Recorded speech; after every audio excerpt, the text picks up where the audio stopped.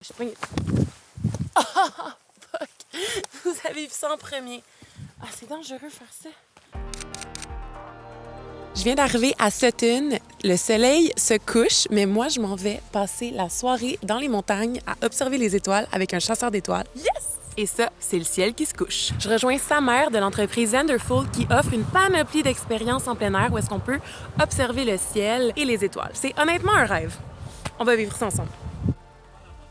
On va faire une sortie d'astronomie aujourd'hui, de randonnée nocturne. Donc, on va monter après coucher de soleil. On va redescendre à la noirceur. La randonnée, c'est une randonnée un peu, je vais dire, intermédiaire parce que ça monte à peu près 300 mètres. Pour les gens qui ont des appareils photo, je vais expliquer comment prendre des photos du ciel étoilé. Donc, moi, c'est sa mère.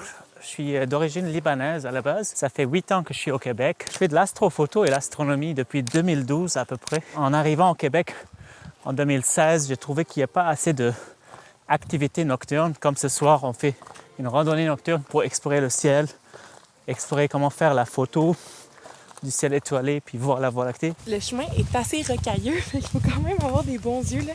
Je vais sortir ma lampe frontale dans pas longtemps.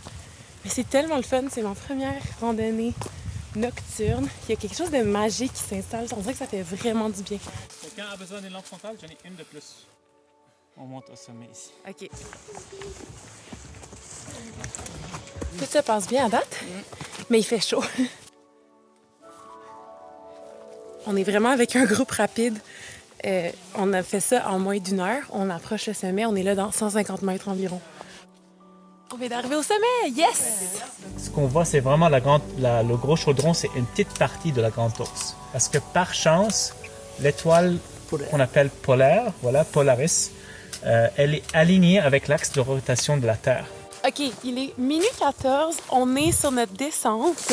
On a passé environ 2 heures au sommet à observer le ciel, l'interpréter. Puis honnêtement, je suis tellement reconnaissante parce que c'est un ciel que j'ai regardé maintes et maintes fois, mais que je ne comprenais jamais vraiment ce que je regardais. Tu sais, sinon, la casserole, mettons. C'était ça mon niveau d'astronomie. Il y a vraiment comme un petit moment de collectivité qui s'est créé au sommet.